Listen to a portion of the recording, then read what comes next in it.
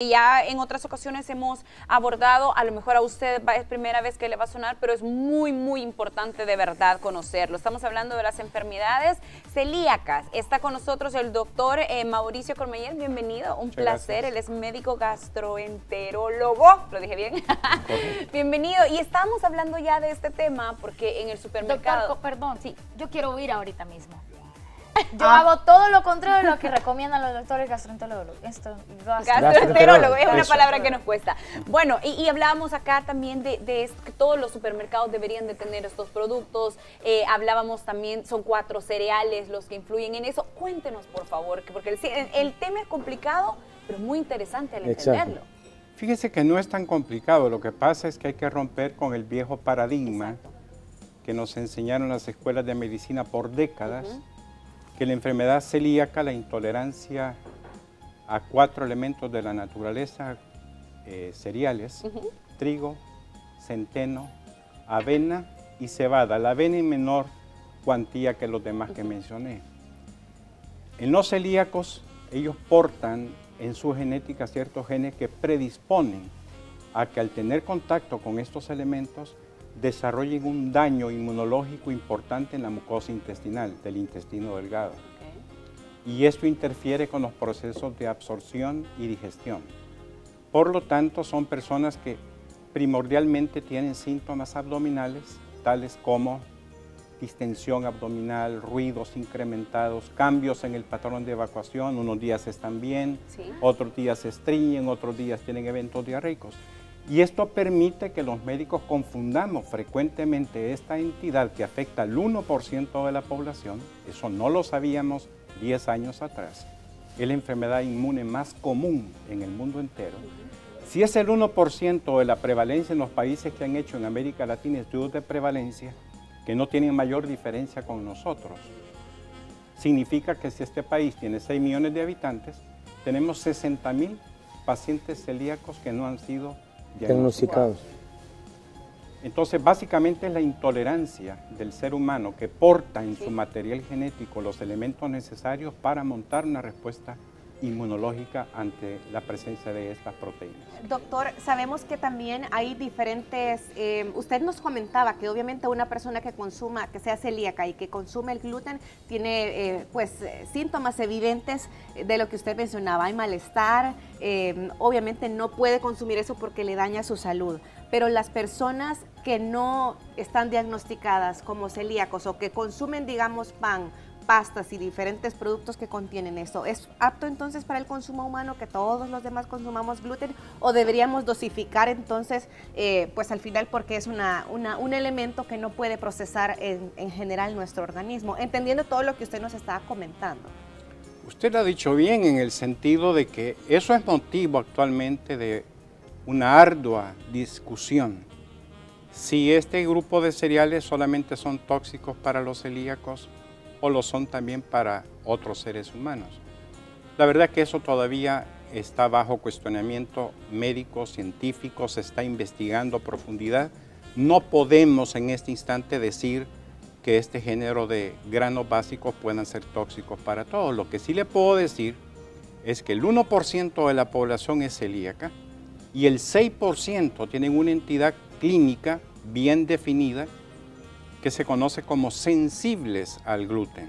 No son celíacos, no portan el material genético que los expone a desarrollar la enfermedad, pero consumen gluten y tienen los mismos síntomas que tendría un paciente celíaco, con una diferencia, que no se expone en ningún momento a las complicaciones serias que puede tener un celíaco que no es manejado adecuadamente con el pasar de los años. Y a eso yo quería llegar, porque por ejemplo muchas personas no identificamos que estamos enfermas, o tal vez decimos, es normal, esto ya se va a pasar, me tomo cualquier pastilla y se te quita, ¿qué? Por 3, 4 horas y hasta el siguiente día. Entonces, ¿cómo podemos identificar realmente que es algo más allá de algo normal, por ejemplo? Normal entre comillas, ¿verdad?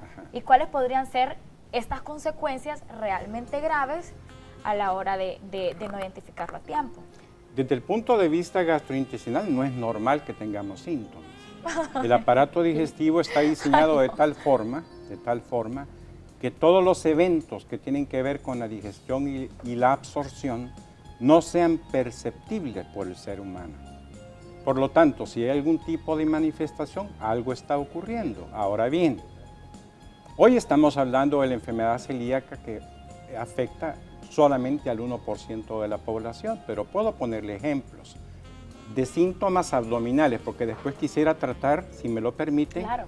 las manifestaciones extraintestinales de la enfermedad celíaca que son extremadamente importantes. Esa era mi pregunta. La intolerancia a la lactosa, por ejemplo, el azúcar de los lácteos es extremadamente común, tan común que la Organización Mundial de la Salud la sacó de la lista de enfermedades, ya no pertenece al grupo de entidades nosológicas.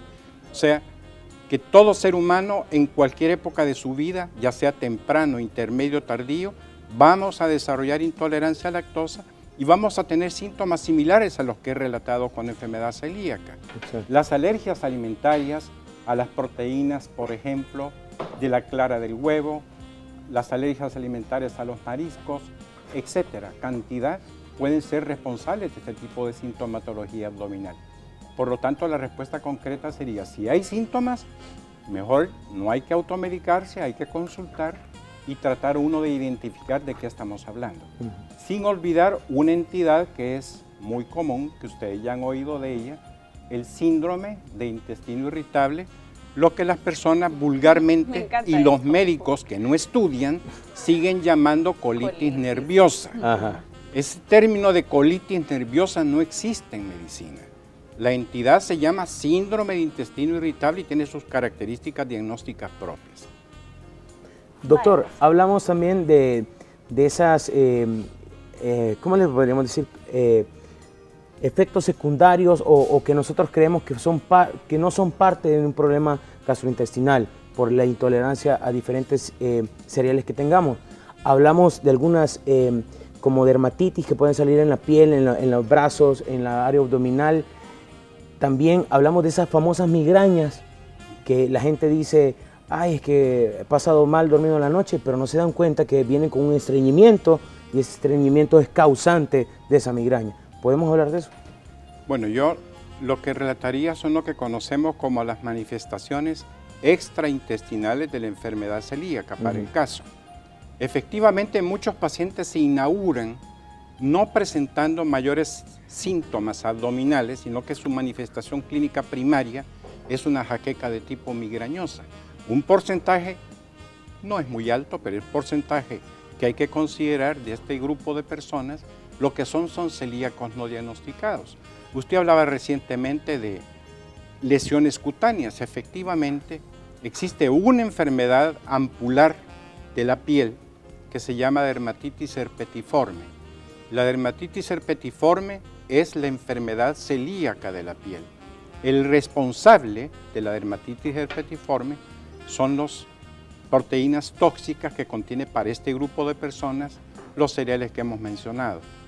Voy a comentar, por ejemplo, un caso. Un paciente consulta conmigo porque salían úlceras recurrentes en los labios, en la lengua y en la parte interna de la boca.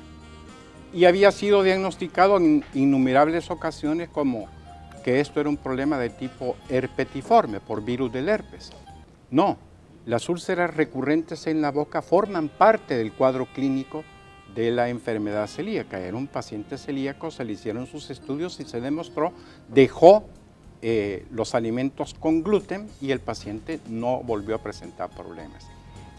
Bueno, importante también tener en cuenta, doctor, qué alimentos, porque usted menciona los cereales en sí, pero el trigo no llega a nuestras manos en forma de trigo, llega en forma diferente, procesada. Sí. Y a veces ni siquiera, no sé si todos tenemos la costumbre, pero de leer qué es lo que tiene la viñeta nutricional y a veces no nos damos el tiempo ni la tarea de saber qué es lo que estamos consumiendo. Lo que le quiero decir, y a esto va orientada mi pregunta, ¿en qué alimentos podemos encontrar el gluten en los que ni siquiera sabríamos que está? Que ni nos imaginamos. Que son muchos o que no nos imaginamos que tienen gluten. Se sorprendería de la cantidad enorme de los llamados productos de conveniencia que dentro de su conformación para darles forma, por ejemplo, la harina del trigo tiene una capacidad de engrapar gas. Se hace una masa que le puede dar forma o consistencia a distintos alimentos. y usted va al supermercado y compra, por ejemplo, salsa de tomate, mostaza, mayonesa, dressing de ensalada, todos estos productos dentro de su composición tienen harina de trigo. Y así es cantidad, por lo tanto, siendo el manejo fundamental de este grupo de personas, los pacientes deben de entrar en una dieta estricta, libre de gluten, que déjeme decirle, no es nada fácil. Debe de tener en consideración lo que llamamos una intoxicación de tipo cruzada, que al consumir alimentos que él no sabe que contienen gluten, el 70% de las medicinas, de las tabletas, para darle forma a las tabletas, tiene harina de trigo. ¿Cómo no? Entonces es un cambio radical en el estilo de vida. Pero usted bien lo ha dicho, o sea, Increíble. el nivel de educación que hay que Doctor, tener es ahí, tremendo. pasando consulta nosotros, ahí va a disculpar, doctor, pero no, cuando hay, por ejemplo, se manifiestan, bueno, Luciano hablaba sobre diferentes tipos que se manifiestan en nuestra piel, y ¿a dónde dejamos la, si usted me corrige, acantosis, ¿está bien? nigricans. Exacto, entonces, muchas personas dicen, me voy a ir a un dermatólogo, pero realmente, ¿de dónde surge eso? La acantosis es un problema dermatológico de otro origen totalmente diferente que no tiene relación alguna con la alimentación. celíaca. No. Ok. La verdad es que si el problema es dermatológico, el paciente debe de consultar a un médico especializado en piel, que es un dermatólogo. Si el dermatólogo está adecuadamente preparado, va a saber discernir de la mayor parte de entidades que pueden afectar la piel.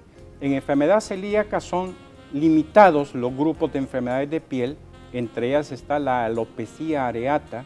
¿Qué significa eso? Cuando las personas pierden segmentos de su cuero cabelludo en una forma aislada, pero evidente. La alopecia areata es una de las posibles manifestaciones. Pero no quiero decir con esto que todos los que tienen alopecia areata van a ser celíacos. Exacto. La otra entidad que se ve con frecuencia común, le llamamos epifenómeno, agregado a la enfermedad celíaca, son los pacientes que tienen psoriasis. A los pacientes con psoriasis hay que investigarles que no sean celíacos, pero lo que quiero dejar puntualizado es que hay una entidad, que se llama dermatitis herpetiforme, esa sí es campo de la enfermedad celíaca. Muy bien. Hablábamos también, antes de comenzar el tema, de que, y lo mencionaba yo al inicio, los supermercados deberían de tener esos productos. Yo les decía, lo buen salvadoreño, anantillos, y ahí vemos un pan que dice, bueno, está hecho de agua también. Sí.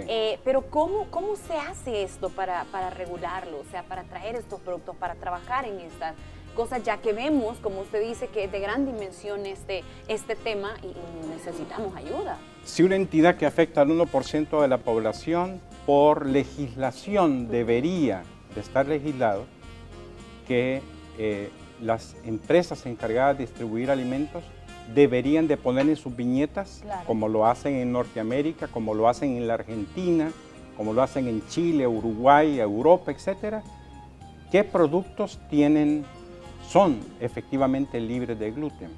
Para que tengan una idea, un producto se considera libre de gluten cuando tiene menos de 20 partes por millón. ¿A qué quiero llegar con esto? ¿Qué es tóxico para un celíaco? Para que nos hagamos una idea. Si usted toma una cucharadita cafetera y la 10ª parte la llena con harina de trigo, eso no cambia la arquitectura del intestino del ser humano celíaco. Pero si usted sobrepasa la 10ª parte de una cucharadita cafetera de harina de trigo, eso ya causa daño. En otras palabras, el trigo en pequeñas cantidades es tóxico para los celíacos. Por lo tanto, lo que usted menciona es extremadamente importante. Deberíamos tener legislación al respecto. Okay. Buenísimo. Miren, y si ustedes necesitan más información, también pueden ver los números en pantalla. Y me gustaría que dejara un evento también. Ok, un evento. Chivísimo. Y no sé si podemos dejarle un mensaje a la población para que también, bueno, aquí siempre se repite, somos lo que comemos. Y no sé si le podemos dejar un mensaje a todos los salvadoreños y salvadoreñas para también alimentarse adecuadamente. No, claro. El mensaje para el salvadoreño en general, en primer lugar, estamos hablando de una entidad que afecta al 1%, tampoco hay que crear sobreexpectativa al respecto. Sin embargo, si hay síntomas de este tipo, hay que considerar y hablar con sus médicos. Mire, yo tengo este tipo de problemas, no habrá posibilidad de que yo sea un enfermo celíaco. En cuanto a ellos, básicamente es dejarles claramente establecido que es la suspensión definitiva del gluten lo que los va a llevar a que respondan clínicamente de una forma apropiada. Ahora, una alimentación saludable se basa en la pirámide que hacen los nutriólogos, un consumo adecuado de carne blanca baja en grasa por aporte proteico, vegetales, frutas, verduras, granos básicos también. Todavía la medicina no tiene elementos para poder decir que el gluten y proteínas de otros cereales puedan ser tóxicos para otros seres humanos. Eso no ha sido aún del todo aclarado, así es que por el momento no podemos recomendarlo. Perfecto. Tal vez, si me permiten, haciendo un esfuerzo para los médicos nacionales, estamos ante un simposio la próxima semana. Traemos 2 expertos que están catalogados como los mejores dentro de los mejores 10 del mundo. Tenemos un simposio que no tiene ningún objetivo sacar lucro, sino que darle educación a la población del Ministerio de Salud y a los médicos del Instituto Salvadoreño del Seguro Social. Va a ser el próximo día miércoles y jueves en el Hotel Presidente. Muy bien. Ahí está la invitación. Bueno, hay un teléfono aquí para cualquier cosa, ¿verdad? Pero creo que está incompleto. 22646111. Ah, bueno, parecía 4. La letra E, doctor. Sí, Especial y única. 22646111. 22646111 para mayor información. Y hay páginas también, ¿verdad? Donde pueden buscar Médicos del información. Salvador, ahí estamos básicamente todos los médicos del país. Muy bien, muy interesante tema. De verdad que yo he aprendido muchísimo. Sí. Increíble De verdad. que todo se reduce a lo que nosotros Sí. comemos, de lo que nos alimentamos. No hay que ponerle atención Ahí nada no más a lo teníamos que el cuerpo consumimos. Eso, y que nos ayuden también, ¿verdad? Con todos los productos que les ponen a los productos que nos venden también. Un placer. Un gusto. Bendiciones. Gracias Doctor, por la invitación. muchísimas gracias por acompañarnos. Salvador, recuerde, participe en la promoción de Mamá Quiere Ganarse Grandes Premios. Participe con nosotros. Más adelante les damos más información. Ya venimos.